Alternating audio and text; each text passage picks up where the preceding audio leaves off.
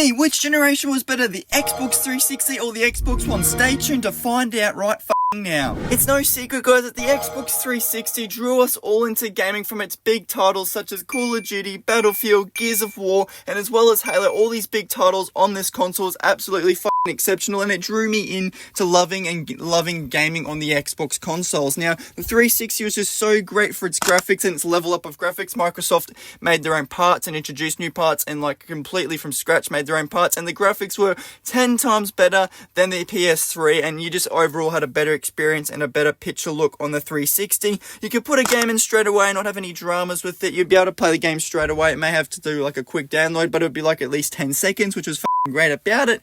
Also, the Kinect games on this console is also really good and fun to play. Kinect really was the next generation type of gaming feature that really ramped up the 360, which is what I absolutely loved about it. Obviously, the controller, the Xbox 360 controller, as you can see right now, that it was just the most comfiest controller. Easy, big hands, small hands, whatever hands you had, it just fit in your hands no matter what, and you had the most comfy gaming experience possible. It tops all controllers. Nothing can beat this controller. It's just so simple, just so comfy just to play with. Its design was just so good. There's so many games that you could also buy off the 360, as you can see from my collection right there. I had a ton of games, and you could just purchase so many games and pre-owned games for the 360, and it'd be $10 to $15 to $30, and you would never ever go wrong with purchasing any of these games, and I absolutely love every single one of these games in my collection. The games would run at 30 FPS to 60 FPS. 60 FPS was kind of really cool. It was ramping up, the FPS kind of feature, and I was just quite surprised that it was even on the Xbox 360. Online multiplayer was introduced the online multiplayer type of thing. Obviously that was on the Xbox original, but it kind of ramped up there. You had to pay a subscription, and honestly, just playing on the 360 online with randoms and your friends was just so much fun. Now the bad about the 360, guys, the red ring of death affected over 50% of Xbox gamers' consoles. There were statistics online I just looked up. It was around 54%, and it was point something, which is unfortunate about the 360. You needed a hard drive for some of the games, to be able to play them, because you had so many, it had so much storage that you had to have a separate hard drive running it. Otherwise, you wouldn't be able to play that game, unfortunately.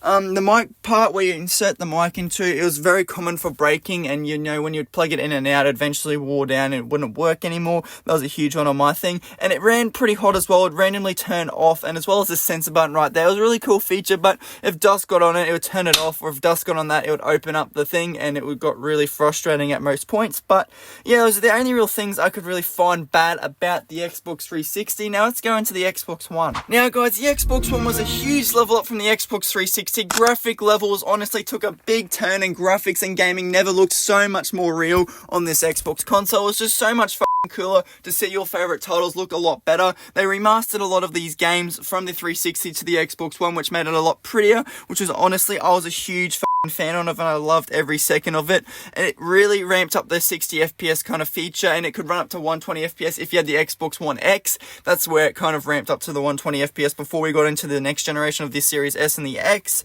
It was great accessories come along with that. As you can see, I've got this Elite Series 2 controller, or the Elite Series, for the Xbox One. You could honestly buy a whole range of different controllers. There was a lot of pro controllers for this console, a lot of headsets, a lot of plain charge kits. There was just so many accessories you can purchase with this console, and the Xbox One controller was not really as comfy as, the 360 controller, but it was still alright. Obviously they had a higher resolution, so you could run up to 1440p on the Xbox One X, and probably this Xbox One S. You could run up 180p 60Hz, no problem whatsoever. And also it had the online multiplayer as well, where you could honestly get around and play with your friends, and the features that were involved, to play online with your friends, and the party features had changed, and it was a lot easier to use in the 360, in my personal opinion, for those specific features. But the bad about the Xbox One was it had internet problems, so every time, usually when I turn on my Xbox console, even though I had good internet, it would say 12:01 AM, and it just said trying to connect to your wireless network, and it would just say failed to, and it would not work. It would take probably 10 minutes of restarting for it to finally work. I absolutely hated this problem, as well as controller connectivity issues. Whenever I was playing mid-game, my controller would just start kind of blinking randomly, like it was just trying to reconnect to my Xbox, and I was in intense battles in Fortnite and all that, and it got really frustrating, which is a big downside for me, and this is why I didn't really like the Xbox One controller. The Kinect kind of games were a failure to this console. The gaming industry wasn't taking that kind of path anymore, and they kind of flopped in, unfortunately. The 120 FPS feature was only available on the Xbox One X, unfortunately, so that was a big downside. The menu at first was confusing to use. Obviously, they updated and fixed it to make it 10 times easier, but at first, it was quite difficult for its time.